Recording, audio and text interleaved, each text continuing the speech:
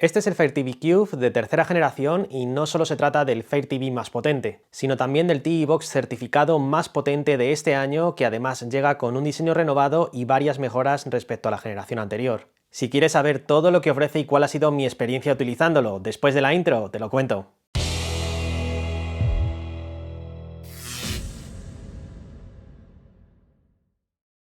Hola a todos y bienvenidos a Danilotech.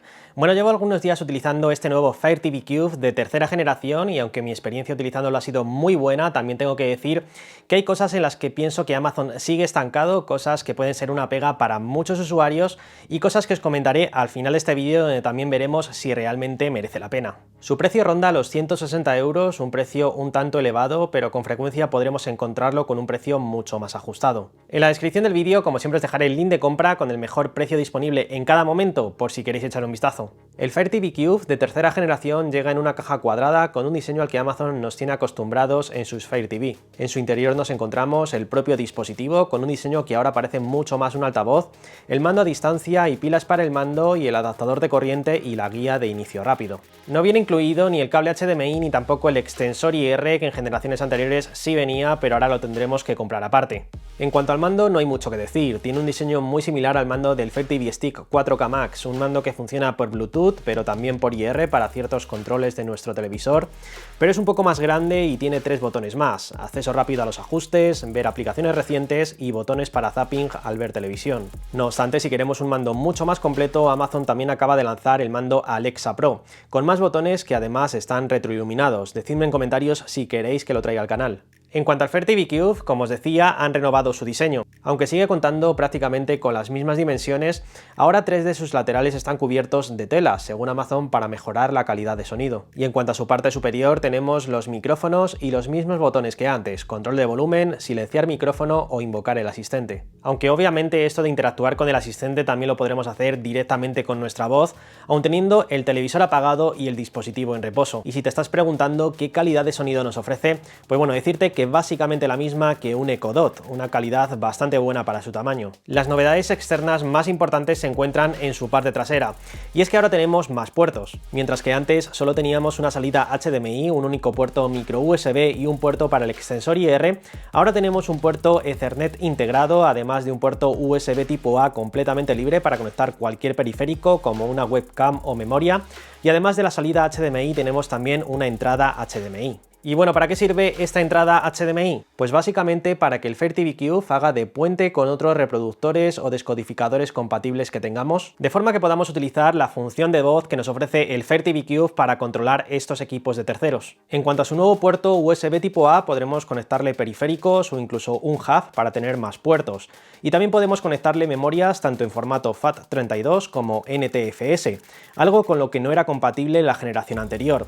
De esta forma podremos reproducir contenido local, incluso archivos de más de 4 GB, o ampliar el almacenamiento interno, que en mi opinión es algo escaso dado el precio de este dispositivo. Me hubiera gustado ver un puerto USB 3.0, creo que con esta renovación habría sido el momento perfecto para incluirlo, pero lamentablemente seguimos contando con el protocolo USB 2.0, que es bastante más lento. Obviamente este nuevo Fire TV Cube nos ofrece una calidad máxima de 4K a 60 frames por segundo y es compatible con el códec AV1, Dolby Vision y Dolby Atmos, entre otros. Además, como novedad, le han añadido la función escalado de super resolución, que básicamente lo que hace es escalar el contenido HD en 4K por inteligencia artificial para disfrutar de imágenes más nítidas y con mejor contraste, algo parecido a lo que ofrece la Nvidia Shield TV, donde en mi opinión el resultado es mejor. Al igual que en el Fire TV 4K Max, también tenemos una opción en los ajustes para igualar la velocidad de los fotogramas, lo que viene siendo el refresco automático de hercios. De esta forma, el Fire TV forzará los hercios de nuestro televisor para que coincidan con los FPS a los que está grabado el contenido que estamos viendo y evitar el efecto Juder, que para quien no lo sepa son esos pequeños saltos o falta de fluidez al reproducir un contenido cuando los hercios no coinciden con los FPS a los cuales está grabado el contenido que estamos reproduciendo. En hardware encontramos una renovación importante en su procesador, pasando de los los 6 núcleos de la generación anterior a 8 núcleos en esta nueva generación. Concretamente monta el SoC Logic Pop 1G a 2 GHz acompañado de 2 GB de RAM y 16 GB de almacenamiento. La mejora de su procesador no está nada mal, pero personalmente me hubiera gustado ver algo más de RAM y almacenamiento, quizás una configuración de 3 o 4 GB de RAM y al menos 32 GB de almacenamiento. Según Amazon, este nuevo Fire TV Cube de tercera generación es un 20% más potente que la generación anterior y el doble de potente que el Fire TV 4K Max. Para comprobar esto y ver si más o menos se apega a la realidad, le he pasado el test sintético Antutu 6 y me ha dado más de 122.000 puntos, situándose por encima no solo del resto de Fire TVs, sino por encima de todos los Android TV Box certificados actuales, como el Mekulka M2 Plus, el Omatix Box R 4K Plus, que revisé recientemente en el canal, o incluso de la Nvidia Shield TV Pro. Aunque bueno, ya sabéis que estos datos siempre hay que cogerlos con pinzas, ya que estamos hablando de potencia bruta, y aunque el Fire TV Cube de tercera generación tiene una mejor CPU cuando hablamos de potencia gráfica o GPU, la cosa cambia. Fijaros en las puntuaciones que arroja el test GFX Bench. Por lo tanto, la Shield TV Pro sigue siendo un mejor dispositivo para jugar. En cualquier caso, según los números que nos da Antutu, tenemos más del doble de puntos que en el Fire TV 4K Max, así que Amazon no se equivoca al decir que es el doble de potente y, como os imaginaréis, el rendimiento en Fire OS es increíblemente bueno. Tenemos una fluidez extrema en todo el sistema y las aplicaciones se abren de forma muy rápida. Además, podemos jugar a todo tipo de juegos de Fire OS sin ningún tipo de problema y con total fluidez, algo de esperar. Ahora también ha mejorado su conectividad inalámbrica. Hemos pasado del Wi-Fi 5 de la generación anterior a Wi-Fi 6E, que me ha funcionado de forma espectacular, aunque también es cierto que solo lo aprovecharemos al máximo si tenemos una red Wi-Fi 6E en nuestra casa, como es mi caso. En cuanto al puerto Ethernet integrado, deciros que está limitado a 100 megabits por segundo, no es del tipo gigabit, por lo tanto la velocidad máxima que nos ofrece será de 100 megas. No obstante, haciendo uso de un hub multipuertos como este, que tiene Ethernet de tipo gigabit, podremos tener una mejor velocidad cuando lo conectamos por cable a este hub, superando incluso los 300 megabits por segundo.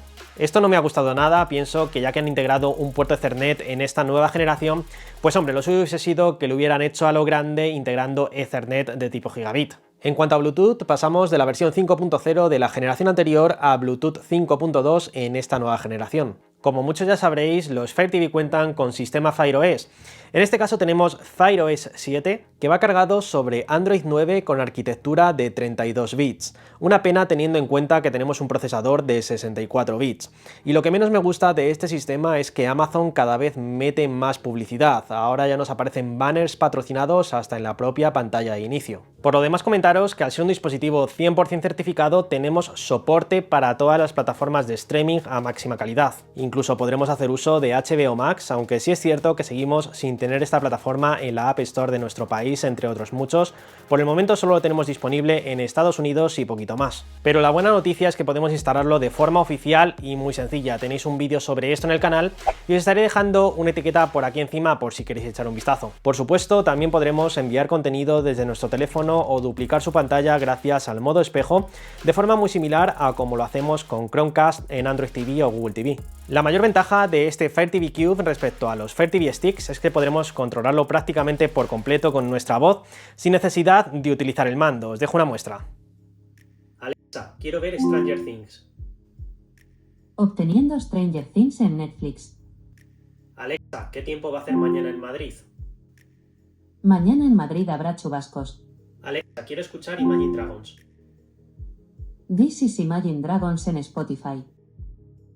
En cuanto a tienda de aplicaciones, en ese dispositivo, al igual que en todos los dispositivos de Amazon, no tenemos Google Play, sino la App Store de Fire OS. Aunque básicamente se trata de aplicaciones Android perfectamente adaptadas al televisor para ser manejadas con el mando. También cabe destacar que podremos instalar APKs externos si activamos los orígenes desconocidos y siempre y cuando las aplicaciones que instalemos no requieran de los servicios de Google, ya que los dispositivos de Amazon no cuentan con dichos servicios. Para esto, desde los ajustes del Fire TV tenemos que irnos a la opción de Mi Fire TV después seleccionar acerca de y situándonos encima del modelo de nuestro Fire TV, pulsar 7 veces el botón central del mando para de esta forma activar las opciones para desarrolladores. Ahora si nos vamos hacia atrás ya podremos acceder a este menú para instalar aplicaciones desconocidas y otorgarle estos permisos al explorador que utilicemos o a las aplicaciones que queramos. Y a la pregunta que sé que muchos me vais a hacer de si realmente merece la pena este nuevo Fire TV Cube. Bueno, pues en mi opinión deciros que sí, ya que ha dado un buen salto respecto a la generación anterior.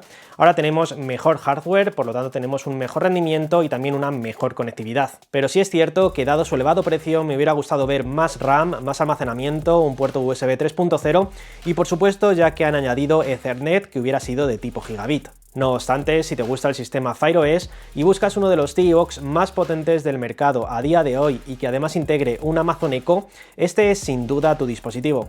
Ahora me gustaría que me dijerais en comentarios qué os ha parecido este nuevo Fire TV Cube de tercera generación y qué pros y contras le veis. Os estaré leyendo y contestando a todos en la medida de lo posible. Hasta aquí este vídeo, espero que os haya gustado. Si es así, solo os pido que me dejéis un buen like y que por supuesto os suscribáis al canal para más vídeos como este. Nada más por hoy, un abrazo a todos y hasta el próximo vídeo.